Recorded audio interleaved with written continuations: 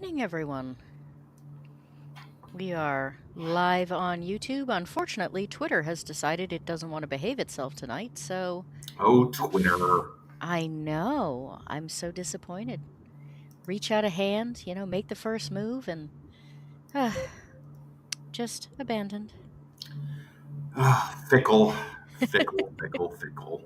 The joys of technology. It's Yes. going to make our life easier any day now.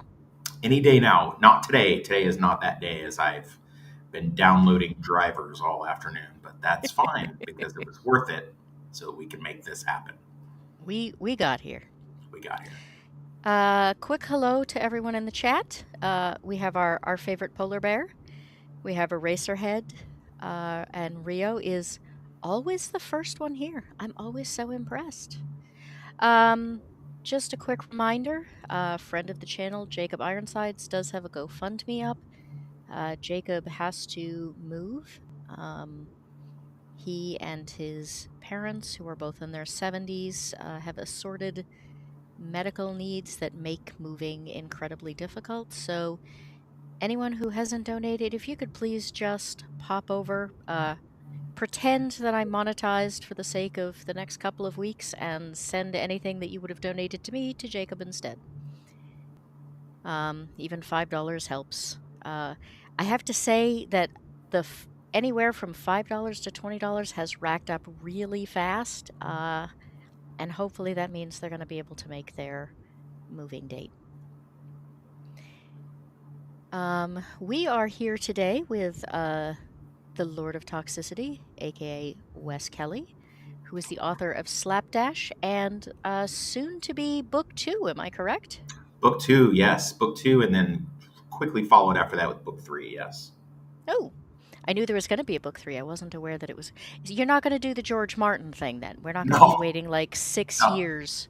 Well, I'm gonna do the George Martin early years thing where he had like a few written and just kind of popped them out, and then I'm hopefully not gonna do the George Martin later years where he just I don't know what he's doing to be honest with you. I'm not really sure about that, but yeah, I had all three of the manuscripts done, and then just changed things around and made the middle book the first book, and then now the third book is now the second book, like that. So That is some serious editing.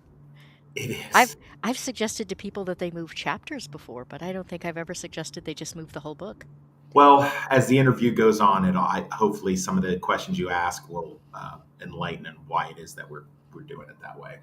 Woohoo! We have a raid from Enigma. Hello to the Yarn Witch. Welcome. We are delighted to have you here. Yeah, so now I'm very interested in how the books get. I know series that I think. So I don't know if you've ever read the Silo series.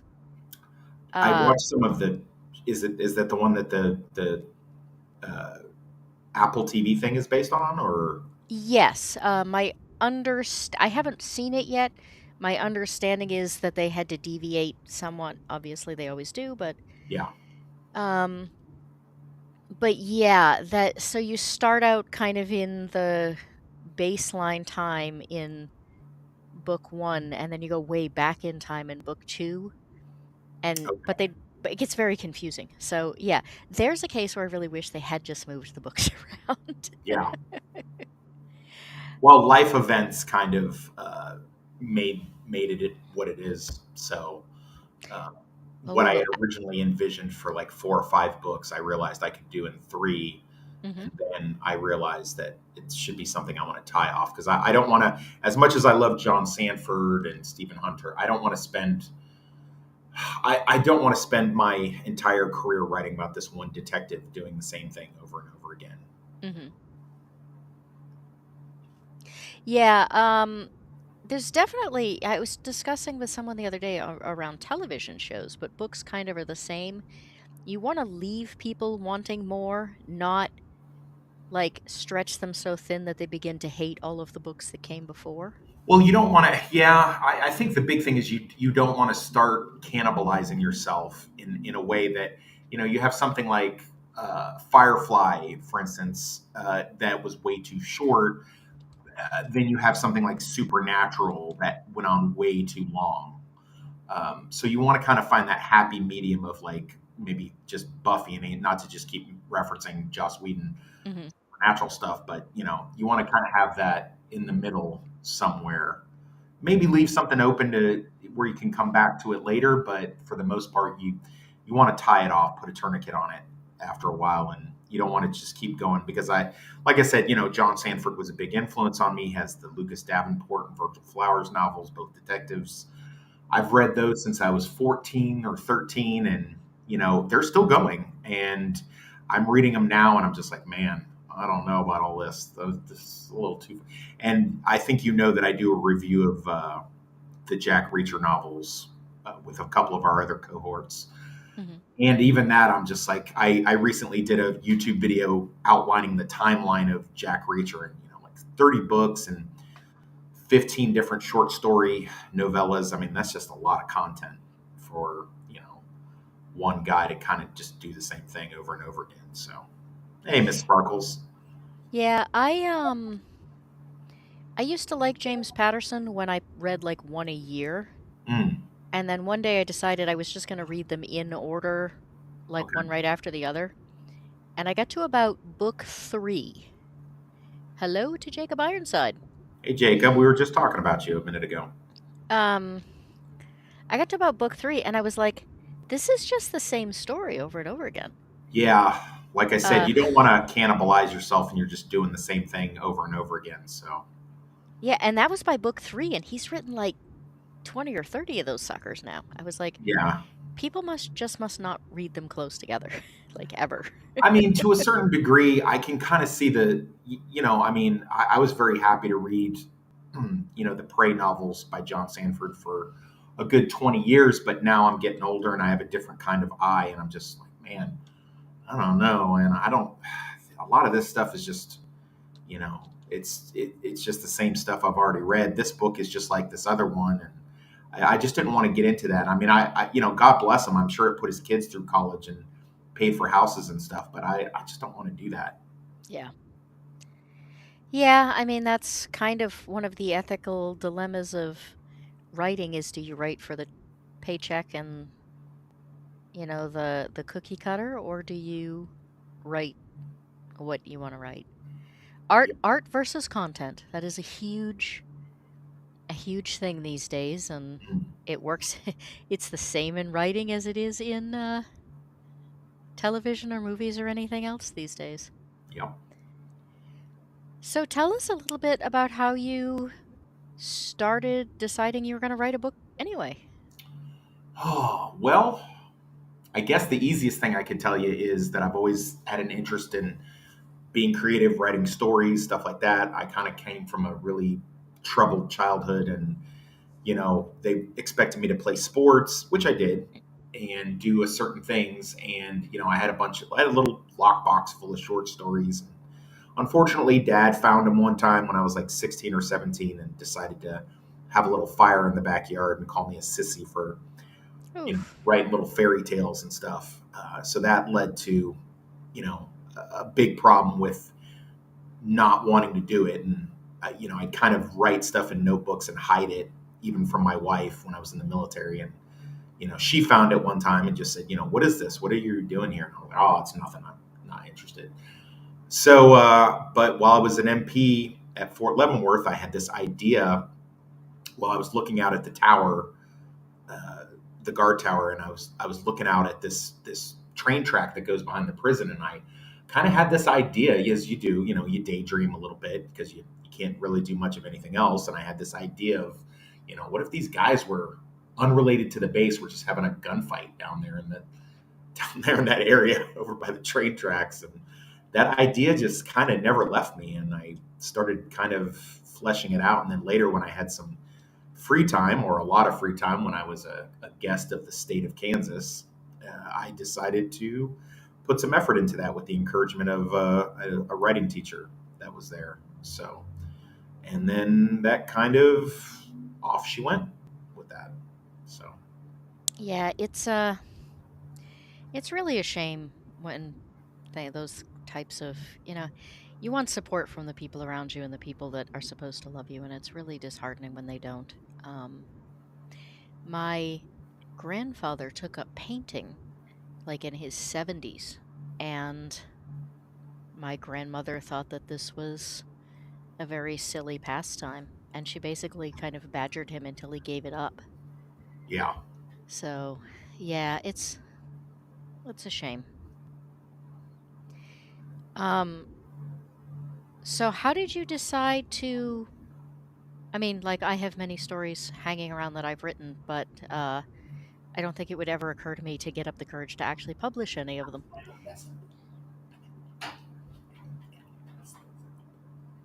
Sorry, the librarian was asking me. What was the question? Um, I don't think I would ever have the courage to actually publish any of the craziness that goes on in my head that I write Yeah. down. Well, How did sometimes, you, how did yeah, you, sometimes you, yeah, I get what you're saying. Sometimes you write for yourself, which I've done, and then sometimes you write stuff that you think, hey, maybe I can do something with this. So I guess I kind of, with Slapdash especially, I had always intended to do a novel with it and get it out there. And mhm, once I was a little bit more comfortable in my, writing skin, I let a few people look at a couple of the rough drafts, and they said, "Hey, I think you got something here." So, um, yeah, I just kind of put that out there, and then I thought, man, if I can make a series with this main character, maybe not only would people, since it is loosely based on my life, I thought maybe somebody would kind of understand how this craziness has happened, and they could get a look at this, this other part of the world. Plus, I've always been annoyed that the Midwest is not really represented in mystery thrillers as much. You have Gillian Flynn with Gone Girl and her stuff, but she's kind of fallen off the map, and we don't get a lot of like Midwest crime detectives and stuff. mhm, So I always thought, man, that should, and I'm from Florida, but I mean, there's plenty of private investigators stories from Florida or San Francisco or New York or L.A. But where's Kansas City represented? So I thought that would be something uh, interesting to do, and I came up with this idea, and like I said in the green room, I basically broke it down into three different parts, and those three different parts were enough to make basically three different novels. It was just the way in which to put them out there that I have, recently, like within the last year, been trying to, figure out. And I think I got it. mhm. Yeah, thanks to Stephen King, everyone thinks we do nothing here but, chainsaw murder mysteries. So, Stephen King, his TDS notwithstanding, has always been a big influence on me. He's the first adult novel that I ever read, and he's been pretty big in the background of it. He's actually also, unfortunately, he's also the reason why I didn't write for a long time, because I read his stuff and I was like blown away by how good he was, and the talent that he had. And it wasn't until I read his memoir on writing, when he himself was reading Bram Stoker and Lovecraft, and like it was, and thought that he was a talentless hack. And then I realized, what? Okay, if somebody like Stephen King can have trepidation about what it is that they want to do, then I need to get out there. And he even says so in his memoir, which to any aspiring writer, I would definitely say Stephen King's On Writing is definitely, it's a must read for sure, because you get great advice in is there a chapter where he just says the cocaine helps? that. No, there's not. Actually, he's pretty one thing I do really respect about him, there's not a lot in his personal life that I do respect, but I do respect the fact that he acknowledges that he could have done just as well or even better without the drugs, and he was using the drug. He's pretty candid about that, and he's pretty self deprecating about it as well, where he just says, this was all this time. He said he doesn't even remember writing Misery, which a lot of people consider one of his best works, and he would have liked to have had that memory. Um, so I think it's pretty telling that he realizes what a big black hole that was in his life. I think his talent just kind of outshone through all the drug use and stuff. Yeah, it's an interesting question because, it's one of those great what ifs. Would Misery have been as good if he hadn't been on cocaine, or might it have been even better? Yeah.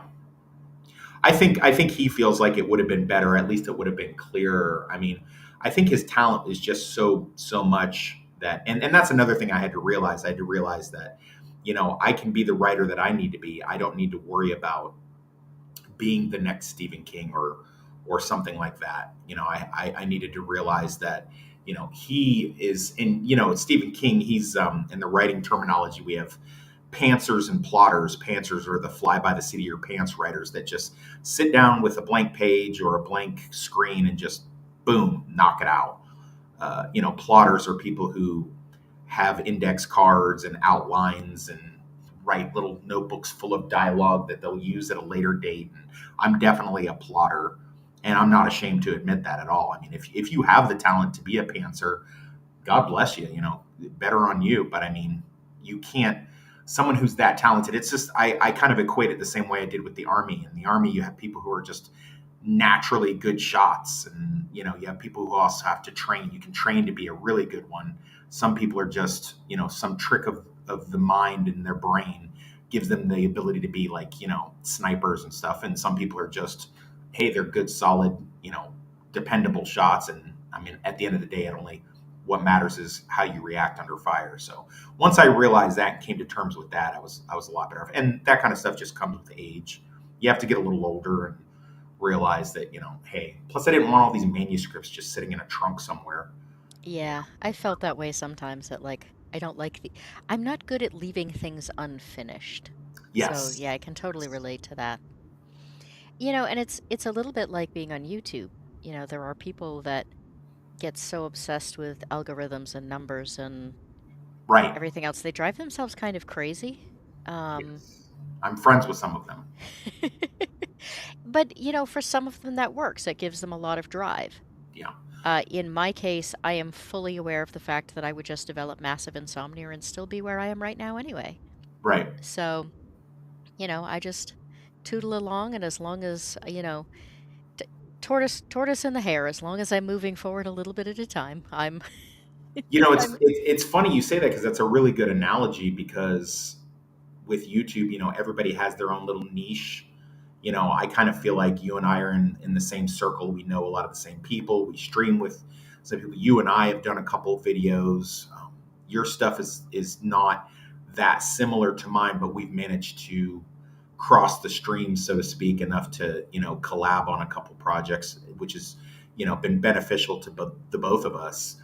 And I think that once you realize that you have, not everybody's going to be nerdrotic or the critical drinker or mauler. Not everybody should be, because then what fun would that be? You have certain people that do cosplay type stuff. Some people, like my son, he likes to you know film himself doing his gamer stuff on Call of Duty and things like that. And then you got blue collar and Northern English bastard. You got guys that are really good at live streams like Stupenzo. So I mean, it's that same way with writing. Some people want to write children's novels. I have a friend; she writes nothing but children's novels. She can't even conceive of doing a crime novel. And mm. there's some people that do sci-fi fantasy, and that's their thing. And other people who can do cozy mysteries. The little old lady group that solve the mystery of the stolen yarn or something along those lines. And so other people. After Agatha Christie, I don't know, the whole cozy mystery thing after her just seems weird. Yeah. No, nobody else gets it quite right. No, they don't, do they? But people do romantic stuff. I mean, it's one of those things. My girlfriend has me watch romantic stuff. Sometimes we just watch the latest Netflix thing, and I was just basically spouting off and I'd watch it for the first time with her, so I spouting off the dialogue right before they say it. She goes, "Why don't you just write one of these?" And I was like, because it would be false. I would be a hack if I did. I could I write a romantic comedy? I probably could, but it just wouldn't be authentic and genuine, and I would feel grimy doing it. So If their dialogue is that predictable, I suspect that they are also hacks. yeah, well, yeah. So, but I mean, hey, it's popular. There's a reason why there's an entire Hallmark channel. So, hey, And I think and the Lifetime channel, which is, the dark side of that, really. sure. So, tell us, I don't know, can you give us a quick summary on Slapdash without spoiling Yeah, anything for anyone? yeah, totally. So James McCulley is this kind of chubby Irish kid in the late '80s, and he suffers a really bad tragedy because his dad is a criminal, and brings down the law on him and the other folks that live in the trailer park, and this marks him kind of for life. As he grows up, he joins the military, goes off to fight in war. A couple tragedies happen to him in his personal life, which kind of skews where his career was going to go. And then a really bad tragedy happens to which he winds up serving some time. When he gets out, he's got all these skills, but they're all skills that you can't use in the real world because if you've been trained how to do police stuff and shooting at people and being shot at, well, once you're a felon, you really can't utilize any of those except in one way, which is crime. But he doesn't want to do crime, so he kind of skirts on the edge of working at a bar in Kansas City and helping out his stepdaughter, who is a legit private investigator, but she's just not very good at it. And she uses him as a consultant, as a kind of get around. There's a war going on between a biker club in the Midwest and the Kansas City Mafia. They're both vying for control over basically the lucrative drug trade that is the Midwest. And someone has gotten all of the information on politicians and uh, confiscated cash from different drug busts and where those locations are, and they put it on an external hard drive, and that hard drive has gone missing. And so the feds, the biker gang, and the mob are all looking for it, and they think every one of those entities thinks that our hero James McCulley or Jimmy Mack can get it for them, and they all kind of apply pressure to him in different ways in order to try to see if he can find that thing because they all want to wind up being in control of that. That's what we got. So, that's book one, Yes. and book two is out when? Book two should be out, barring any serious complications. Should be out late July, Okay. and that will be called Goldbrick. All of the titles have a specific meaning to, Yeah, I was trying to figure out if I could ask you what that was no, you can't. without ruining anything.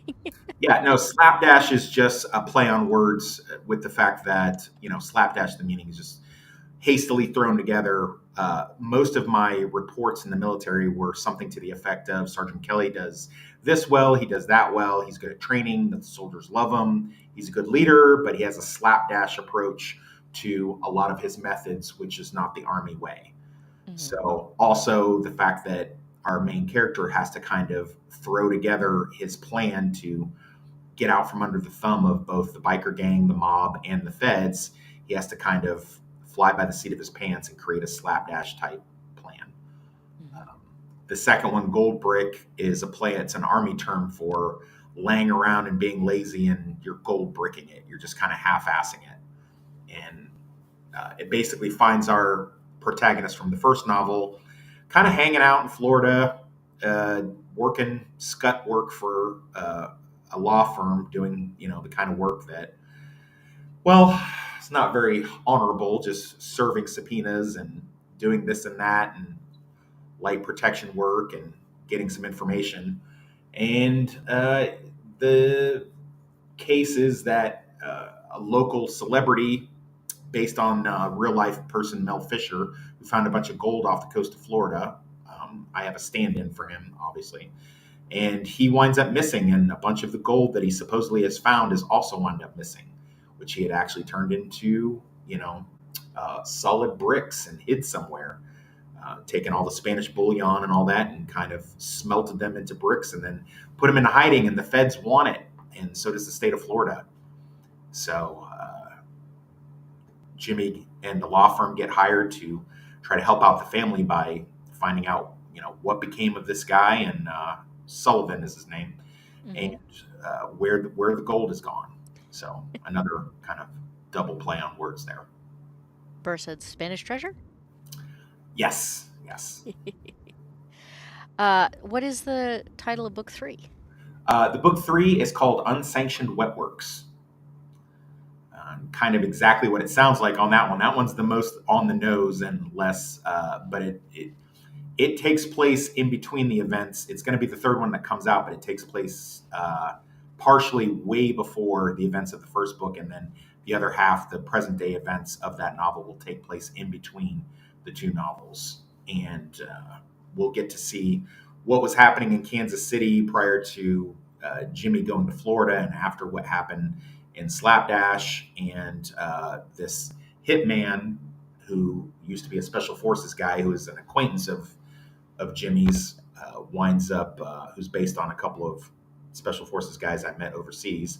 He's being tracked down by a terrorist, and this terrorist has a axe to grind with him and his team for stuff that happened over in Oman back in 2011, and is going after him. And it's basically pretty much just a chase thing, one of those. And then there was 3, and then there was 1 type situations. So, you said that you could tell us why you moved things around? Yeah, so originally I was starting with the Florida novel, which at the time wasn't called Goldbrick, but had the same exact premise. And then I was gonna have Jimmy go out to Kansas, but real life it didn't really work out that way, and it makes real life events kind of change that up a little bit. I wound up, after being a guest of the state, being a guest of the federal government, and then later the guest of a state again. So those events kind of changed a little bit, and then of course we had the pandemic, and then there's been a couple other real world events that I thought I could kind of work in, that would work well to be worked into the story. Hmm. If that makes sense. Okay.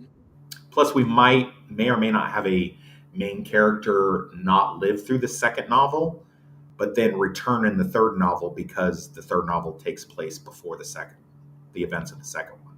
Got it. So that is, I kind of like that. I like the idea, like Pulp Fiction. I always thought it was pretty cool how they tell the events out of sequence. So you know, if you're a fan of Vincent in the movie, you kind of wind up, he's almost immortal, kind of, Hmm. because you see him get killed, but then you see him come back at the end of the movie, and it bookends.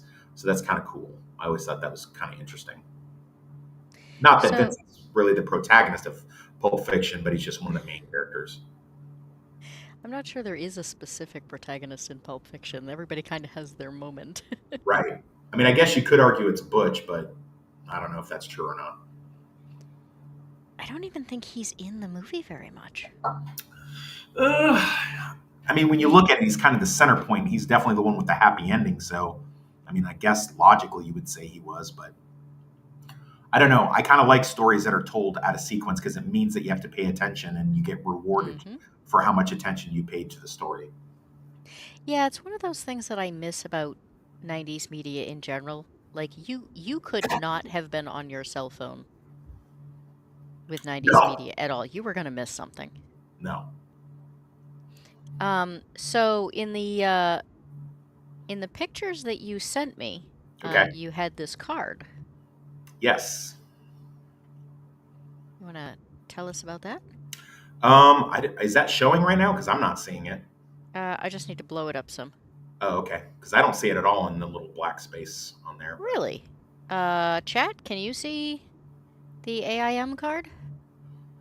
so that's Aegis Investigation Mediation. That is my real life company right now in the Midwest, where me and some other veterans do security work and private investigation work. Hmm.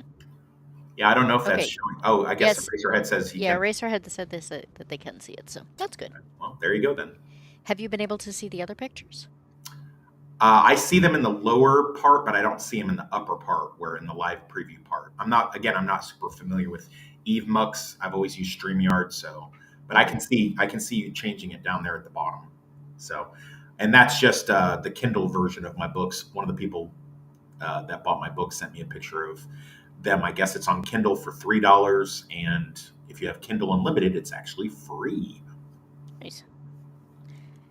I have to say that the cover on the Kindle version visually is less confusing to me than the than on the paperback, despite the fact that I really like books better. Yeah, me too. I do think Kindle's pretty cool. My mom had a Kindle, and I did. Oh, thank you, Eraserhead. Yeah. I did like some of it, but yeah, I kind of prefer to have the paper in my hand. I don't know why. I guess it doesn't make a lot of sense, does it? But I feel better reading it on the paper than tapping the screen and moving the screen fast. But I mean, I'm not against it. I mean, especially with the fact that I think my mom had like she was happy because she had 30 books on one thing, and she likes to skip around, which I can't really do. I have to. I can write a couple books at the same time, but I can't read more than one book at the same time. So don't ask me to make that make sense because it doesn't. But It's kind of interesting. I did.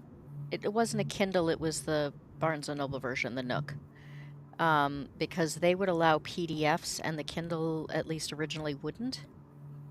And when I was in grad school, I would bring it with me with all these research journals because I would read it on the subway see now going. that would be really helpful. I wish in the army you have to study to make sergeant, and you have to do these kind of boards.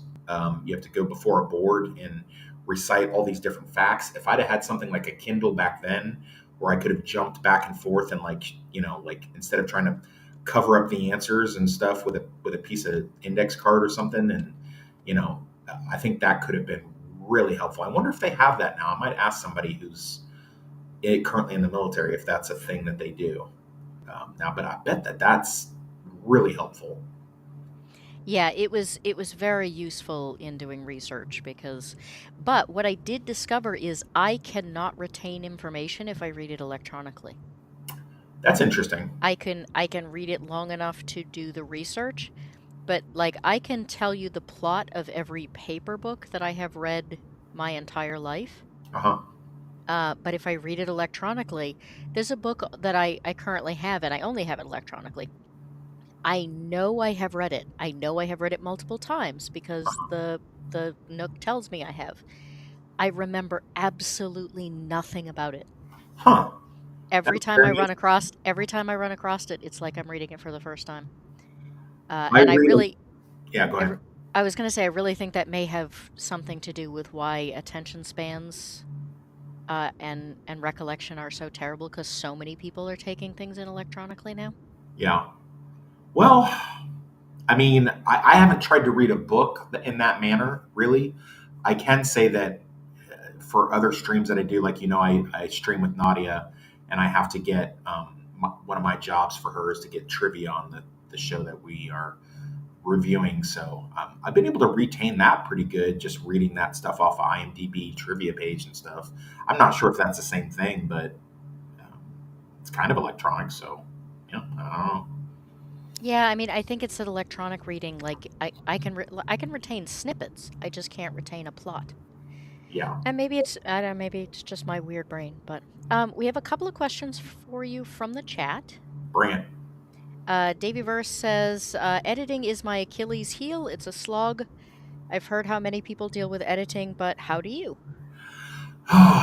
So the best advice that I've gotten and what I try to utilize is you look at your stuff and you say, is this pushing the narrative forward?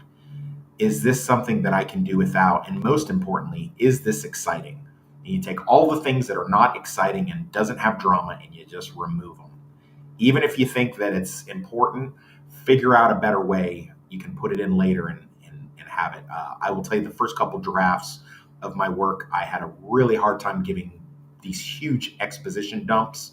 And I switched from first person narrative to third person narrative to kind of get away from that because I basically had my protagonist narrating the whole thing because, as you know, first person narrative is, I walked in and saw the young lady and she had nothing on but the radio, and I kissed her hard on the mouth, that kind of thing. That's your And that does work. And one of the things that is cool about that, and I mentioned this when Northern English Bastard and I were talking about Reacher novels, because a lot of them are first person, is the fact that you only know what the main character sees. You don't know anything else. So if it's a mystery novel, that does kind of work. But I just can't. I feel like it lends itself to way too much exposition. So I haven't really quite mastered it. So yeah, you go through it and you have to kind of kill your darlings. You look at something and go, is this interesting to read? If somebody else was reading this, would this draw them into the story? And if it isn't, if it's even slightly boring, yeet it, get rid of it, axe it, burn it. Um, I think a lot of the times you have so much stuff that you want to put in, and you you got to triage it a little bit. Like I said earlier, put a tourniquet on it and get rid of it, because if it's not interesting enough, it's not going to hold the reader's attention. You can probably do without it. You really another thing with that, maybe the final thing with that, someone you trust, have them read it for you and say, if they're yawning or drifting off, or if they tell you, hey, you could probably do without this, take a hard look at it, because if they're not liking it, it's probably something you can do without. Yeah. I'm going to, so for those who don't know, I primarily write nonfiction research papers for magazines, but secondarily during the slow season, I edit books. Um, Oh, nice. and occasionally, YouTube scripts or things like that. I'm currently working on a role-playing game book that I'm editing. Um, and there are a couple of things. One is that, so I do two types of editing. I do proofreading, which is I just look for spelling and grammar mistakes. But I also do line editing, which is like this thing doesn't really make any sense. And some people get really hung up on don't change my don't change my work, and I'm like, well, I'm not going to change anything. I'm just going to make suggestions. But one of the things I notice a lot is I'll say this sentence doesn't work here. It really should be cut. And they're like, but it's a really cool sentence. Well, yeah, it is a really cool sentence, but it doesn't fit here. Like, it doesn't work. Save the line for something else you write. I agree. Um, I agree. and the second one is people who love adjectives. Mm, There are a couple people, like every single noun has two adjectives. mm. And I mean, it makes for a really dense book. You get a lot of words, but by the third chapter, I'm usually tearing my hair out. It's like, I think you're trying to sound poetic, but you're just sounding like you pulled out a thesaurus. Yeah, there's some like Elmore Leonard says that you should never use adjectives, any kind of descriptive stuff. Just he said this and they said this, and just leave it at that. I mean, to a certain degree, I definitely agree with that. I mean, of course, I mean it's Elmore Leonard, so you should definitely, if he says something, you need to listen, especially if you want to be a writer, especially if you want to be a writer in crime fiction as well. But at the same time, I think there's occasions for it. You just got to kind of use it sparingly. And when you are, like you said, when you're in the editing process, if you go in there and you see too much of he grabbed her roughly and she screamed, urgently, if you have too many of those, just kind of, you can pull Yeah, back on that. yeah. A lot of publishers will talk about the use of adverbs, like basically anything ending with an ly. Yeah, But yeah, the adjectives somehow are just, I don't know what it is.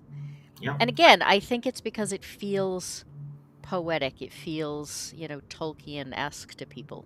Mm, Um, but yeah, it can be rough. The other one that people will do is if you have two people talking and, he said, yes. she said, he Yeah. grumbled, she hissed, Yeah. he. Yeah, I get around that by kind of leapfrogging it. If you can follow the narrative, one of my favorite books is No Country for Old Men, Mhm. and he doesn't do any. Cormac McCarthy does not give you any. You don't know. You have to really pay attention to figure out who's speaking. And I mean, he even has people speaking Spanish, and he doesn't translate it for you. You just got to figure it out. Mhm. The movements and the action are all just they're all just written out. You know, it's very jarring, but once you get into it, it's pretty cool. So I kind of take a page out of that, and then with my writing, if I have somebody speaking, you know, once if they're doing a bunch of back and forth, or even more than a little, then it'll just I'll just have the person say it, and you kind of figure it out who said Yeah, I mean, if it's just two people, it's not hard to just this line is this person, this line is person B. yeah, Um, and but it's one of those tell don't show things too that, if you want the person to be angry, you don't say they said angrily. right, You say he could see the tension in the set of her shoulders and, her gritted teeth. yeah. Um, Burr says dialogue has always been my downfall. I have a Hmm. tin ear for how different people talk. This is a good one. The number of people I have edited for who will get their voices confused. I mean, Disney does it. Well, that was one of the complaints about the Acolyte was like whichever character happened to be on screen would just change their motivation Hmm. for whatever needed to happen for the plot to work. I'm happy to say that dialogue is not a problem. I kind of, you know, I know how people speak, and I spend a lot of my time speaking. I've done most of my work is involved doing public speaking. I was in the theater when I was a teenager. You know, I was a captain when I was on sports. I was a sergeant in the army. I'm used to speaking to people. I know how people sound, and I know what sounds realistic and what doesn't. So I feel pretty confident that the dialogue that I have is pretty cool as far as the things that people say. I've in so much that the few people that are really good friends of mine that have read my book, you know, they instantly say, "Well, I could tell you wrote it because that sounds exactly like something you would say," or even the name changes of people. It's like, "Hey, is this supposed to be me? Because this sounds like me." Like, I don't know what you're talking about. It's a work of fiction. Do you have any So do you have any suggestions on how people can I mean, my only suggestion would be go someplace and just sit and listen to people talk, but sitting and listening to people talk is good. I like um, also. I mean, if you're looking for a solid tool to use, I have a notebook just for dialogue.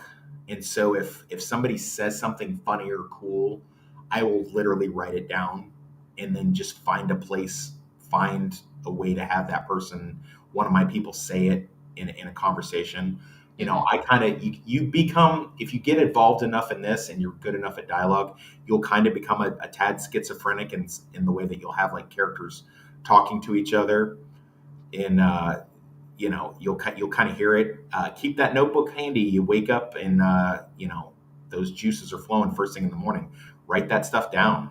You know, in quotation marks. Just I have a whole book just of dialogue, and I try to fit it in.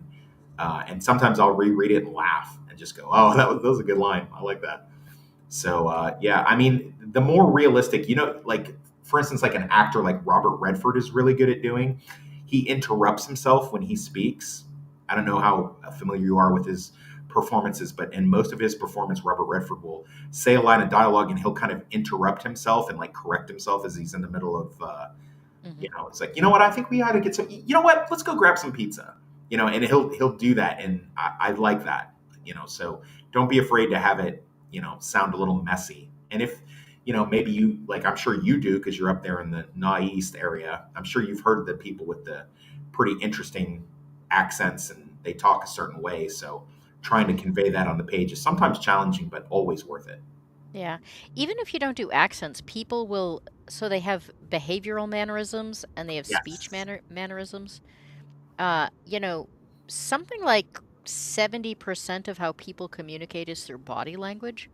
Mm. So even if you have trouble with the actual dialogue, sometimes, you get a character who always, fidgets or, that's why in the movies they used to have that, the character that would roll coins over their knuckle or whatever. They're making them stand out with, believable behavioral intricacies. I think that's, yeah, I like that. Uh, How much does it cost to get proofreading and editing? Well, that is very subjective because I had a proofreader and editor. I mean, we'll get more into that. I'll tell you a little bit more about the process with Slapdash, but suffice it to say, as I talk a good game when it comes to editing and killing your darlings, but I have the I don't know what the condition is, but every time I opened up Slapdash once I originally had it completed, I would tinker around with it. So I finally got sick of that with myself and handed it off to somebody and paid them to actually type it out and edit it and Hmm. proofread it. So I mean, I utilized a college student who was looking to make a little extra money and was an English lit major, who also worked with me at the bar I was bouncing at. She was a bartender and was kind of coming up on hard times with some money. And I said, well, I've got this manuscript I could use polished up. Would you mind doing it?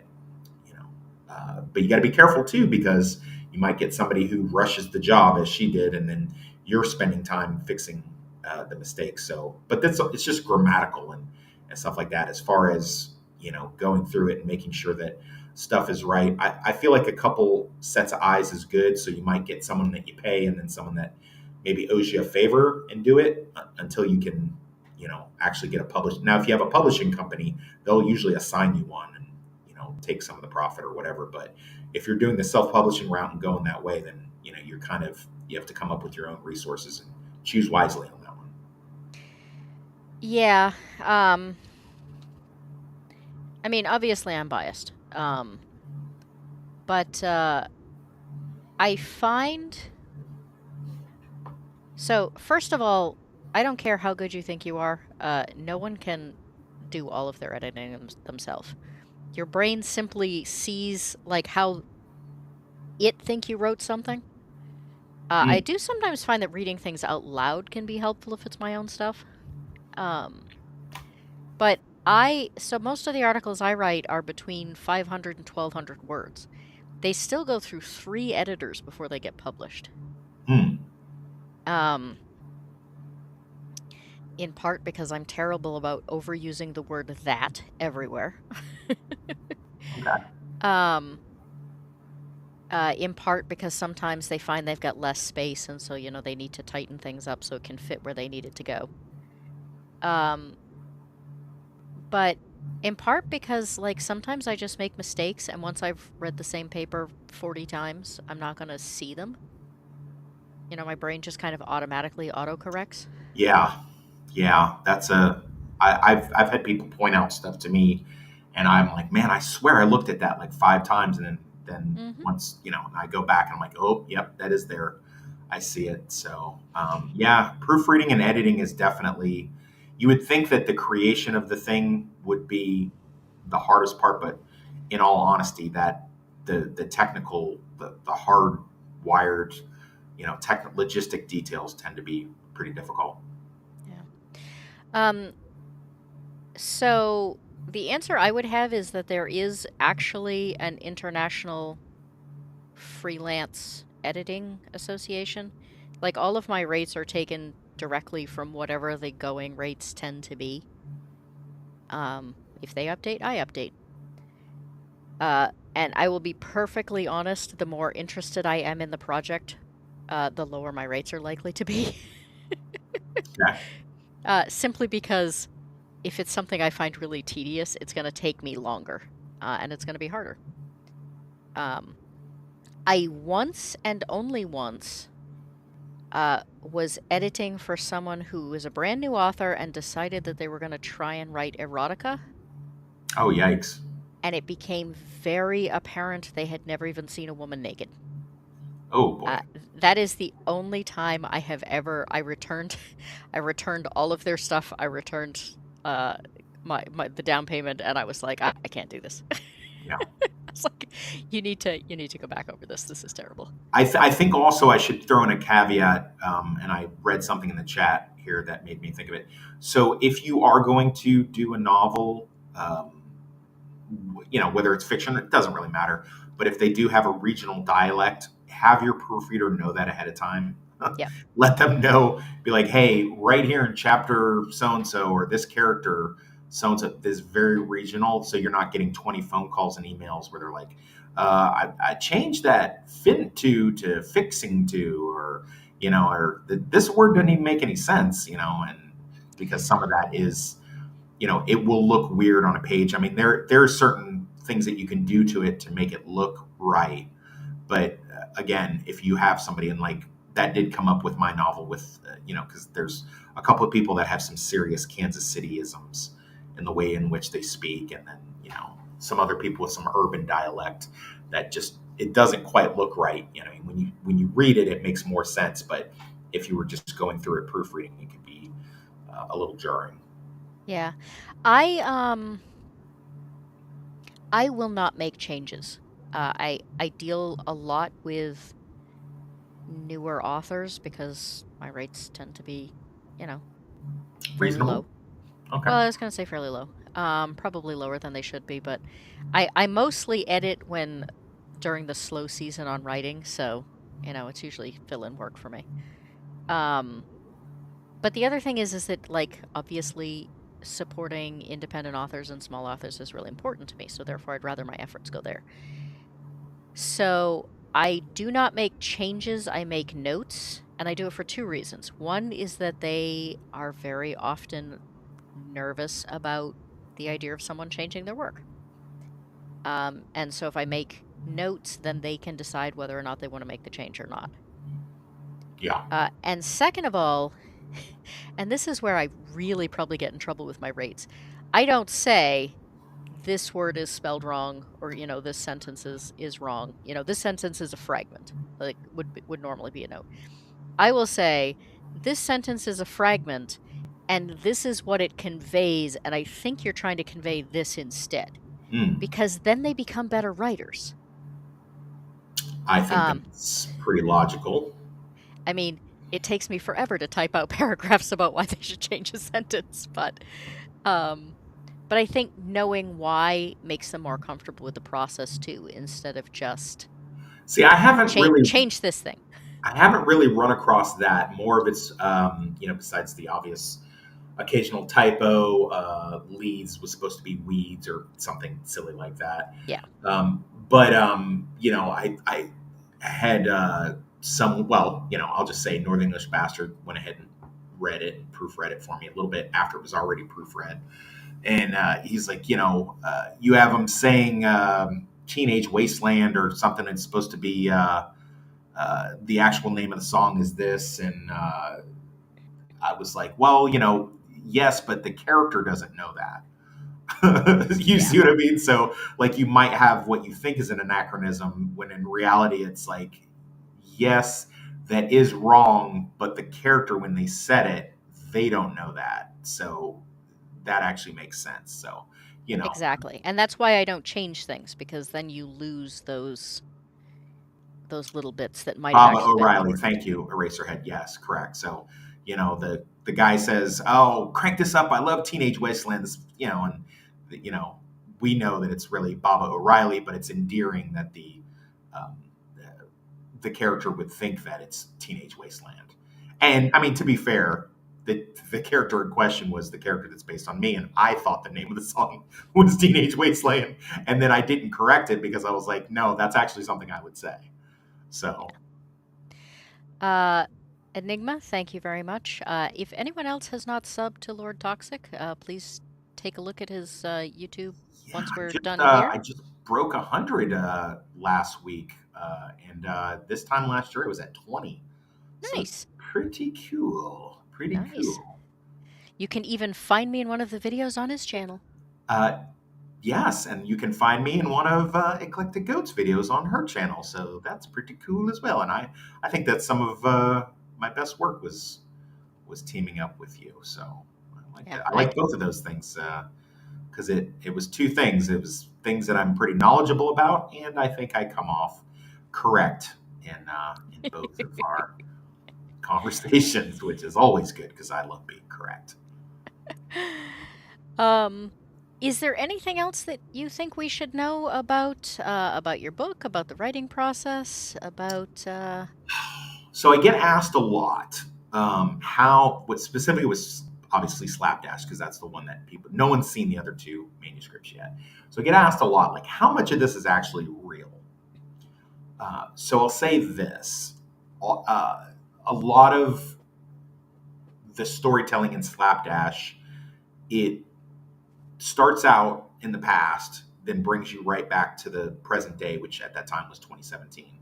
And then there's little interludes as the narrative goes forward that also are in order, and they move forward and progresses in James McCulley's life, and it brings you to kind of figure out, how did this person end up, in this drunk tank at the beginning of our story, all cut up and banged and bruised and PTSD and substance abuse problems and marital problems and yada yada yada. How did we get this guy from this little chubby, affable fat kid that everybody liked into this, kind of sarcastic loser that is just skimming around on the edges of society, so to speak, getting himself in lots of trouble.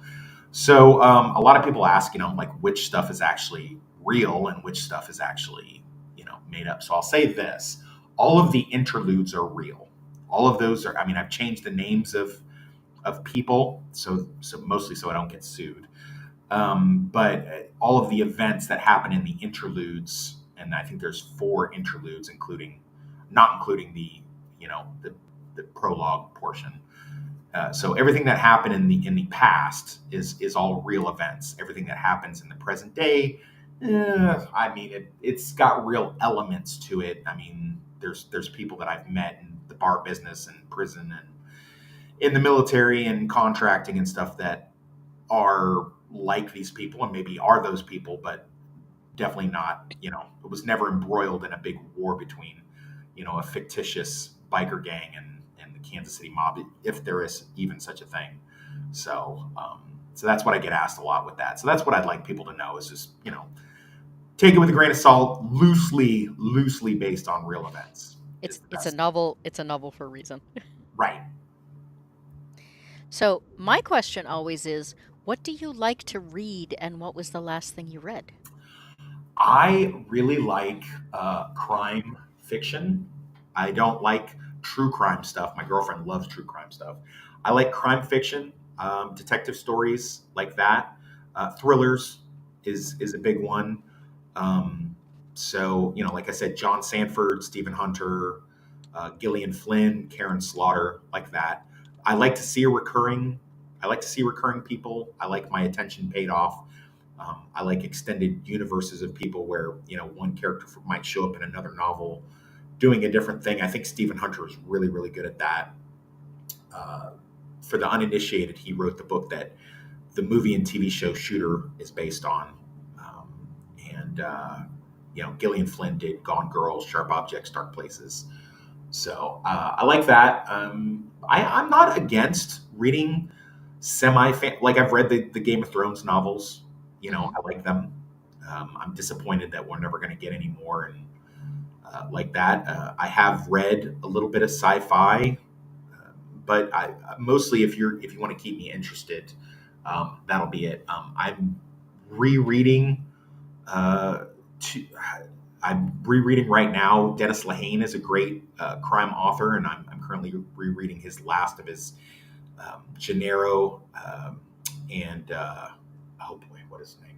Good lord, I just the Kenzie and Gennaro, which is 2 private detectives that are married to each other. They did a movie called Gone Baby Gone, based on one of his novels. So I'm rereading that right now, and on deck I have Stephen King's The Institute, which someone gave to me as a Christmas present. It's been sitting around, and I've been wanting to read that. So yeah, it's a pretty big chore to read these days. I think I read in the comments someone said that they read and then they taught themselves to fall asleep reading. I can completely understand that. Audiobooks are a great thing if you've got a great um, narrator, if you've got a great voice actor for if it's AI or something, I can't even listen to that. I don't even know why they bother doing that. But if you have a great narrator, you could really enjoy a book. Some of the best books I've ever read, quote unquote, have been audiobooks. So Okay. Well, it doesn't look like there are any more questions from the chat. Um, Probably because you answered them all so thoroughly.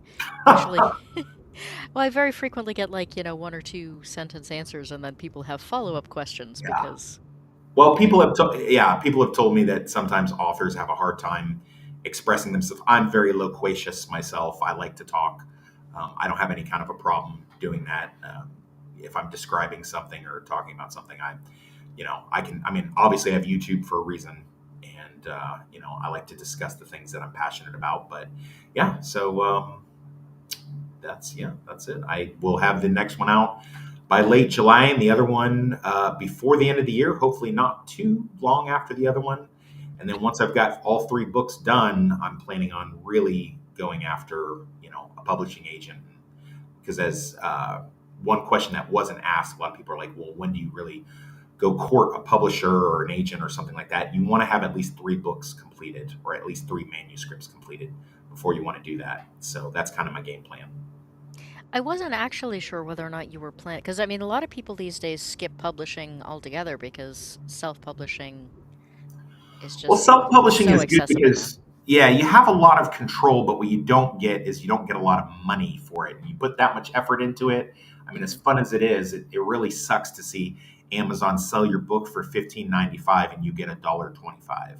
That sucks. So, a lot of the times I prefer to buy my own book at the author rate of, I think it's 550 or something like that, and then I sell them, like out of the trunk of my car, so to speak, or literally, and that's actually been, I've sold about 1,000 books that way, um, so that's pretty cool. So, so for all of the people in the audience that make fun of my dislike of Amazon, there's another reason. Yeah, Amazon. I mean, listen, I don't want to listen. I wouldn't be able to do this if not for Amazon, but at the same time, Amazon does take quite a chunk. Just think about that. I mean, if you put a lot of effort into it and somebody buys your book for 15.95 and then you only get $1.25, that really sucks. So Yep. So, uh, despite my dislike of Amazon, if you are interested in the book, please go to Amazon and purchase it. Or find him in the trunk of his car and make sure he actually gets more of the money that you are spending for the if book. you go to my YouTube channel, all my socials are on there and you can reach out to me. And if you are stateside, I have no problem signing it and sending it to you with a little short story that will preview the next book. I've done that for quite a lot of people now, and it's always been fun. I don't mind shipping it. Now, if you're overseas, unfortunately, I can't help you because those overseas rates will really. I'll be winding up spending more money getting it to you than I would actually be getting. Yeah. So, Um, so yes, you can find him at the Lord of Toxicity on YouTube. So you can find all of his socials there, and you can find his loquacious videos there. yes, including our gracious host here, who was nice enough to indulge by watching a movie that she didn't particularly like to speak about a topic that she doesn't really care for, the romantic comedy. And although she was quite entertaining and wound up being wrong about her opinion of the movie because Summer was definitely the villain in 500 Days of Summer, it was still a fun video, and I'm so glad she did that with me. Hey, I am always willing to try things once. There you go. So tell us what you've got coming up next. So right now I am binging The Bondsman, which is kind of a soft reboot ripoff of 1998's Brimstone. That's on Amazon Prime. I think North English Bastard and I will be discussing that, and I will be doing a video on the rise of the birthday clown YouTubers pretty soon. Kind of, people whose their only trick is to shit on content. They don't really care about anything. Blue Collar Loser and I always do our fresh out of the theater reviews called his Low Bar movie reviews. And I think the next thing we'll be talking about will probably be either Drop or Warfare. And every now and then, I'll do a Consider the Source, which is the adaptation versus the source material. So usually book versus film or book versus movie. And I think on deck, I promised to do Get Shorty. So I'll probably have that out later this week. And of course, the next two books, Goldbrick and Unsanctioned Wet Works, will be out later this year. Very nice. Well, thank you very much for coming. This has been fabulously informative and a wonderful conversation. And I appreciate everyone in the chat from being here as well. Yes, thank you. Once again, check out Lord Toxic's YouTube, buy his book, preferably from the trunk of his car. And please do also bop over to Jacob Ironside's GoFundMe if you can give up a cup of coffee for a day and donate that to Jacob instead. I am the Eclectic Goat. We will be back here on Wednesday for Slice and Dice. I will probably put up a poll so you can decide what I'm eating for pizza, because honestly, I'm running out of ideas. Maybe I'll get really ambitious and just make my own this week. I do also want to announce that we are at 440 subscribers, so we're getting closer to the 500 all the time. Nice. And YouTube has finally updated to the point where it finally acknowledges officially that I have 1,059 valid watch hours. Love it. So for some reason, it has been hanging on to that last 100 watch hours for ages. Oh, YouTube. You miserly old app, you. So let's see. What am I forgetting? So yes, we'll be here on Wednesday. I will be on Sammy Three Pete's in other news on Sunday, and then next Monday we will be doing. We're getting very close to the end of the first season of Carnival on shows you've never seen. So we got to do another collab, Eclectic Go. Besides this, which of course, thank you so much, but we need to talk about you pick a book, and because you were great, the Hannibal thing was great. Let's pick another book and let's I am really looking forward to that. Unfortunately, I managed to book myself a little too tight this spring. I have 3 articles and a 180-page book that needs to be edited in the next 6 weeks. Yeah. Actually, 5 weeks now. So I am going to be pulling very long days, 6 days a week for the next few weeks. But other than that, I almost forgot. I am on Roman's Free Range show on Thursday. Hopefully Roman will actually be able to make his own show this time, because he has not been able to make any other show that I have shown up on. Oh, and real quick, I'm sorry. If you guys aren't already, please check out Horror from Nadia. We do a weekly rewatch discussion, 2 episodes apiece of Stranger Things. We're on season 2, episode 5 and 6 next, I believe. That's every Friday night. Oh, sweet. I have not seen that yet. I need to add that to my list. I've been so caught up in watching 90s stuff for the underappreciated 90s, and currently I am binge watching like 100 zombie movies for my History of the Zombie Movies video. So fascinating. That means that modern day television has kind of gone by the wayside. I hear you. You gotta really wade through the crap to find a gem. The zombie movies or the 90s television? No, current day stuff is yeah. Penguin was about the last thing that I really enjoyed. Penguin was great. I agree. But, well, again, thank you very much for coming, and thank you very much to everyone in the chat, and I hope everyone has a great night. Stay toxic, everybody. Happy headbutting.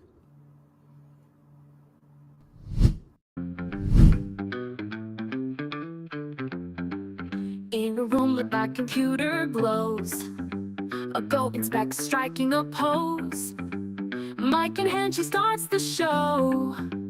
Questions fly, authors disclose. Indy authors in the seat of fame. Tales of adventure or love untamed. Writers who deserve more acclaim, sharing their stories, joys and pain.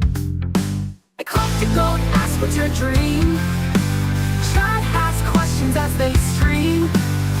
quirky quest through the unforeseen. Authors laughing, eyes a gleam. Questions common and unique, tale both modern and antique. Of writing and edits we will speak, of the author's world we'll take a peek.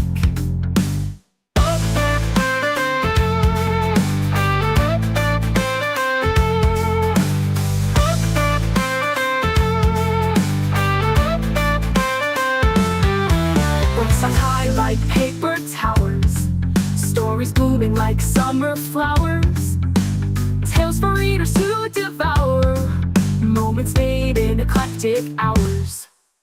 Eclectic, don't ask what's your dream. Chat has questions as they stream. A quirky quest through the unforeseen. Authors laughing, eyes a gleam.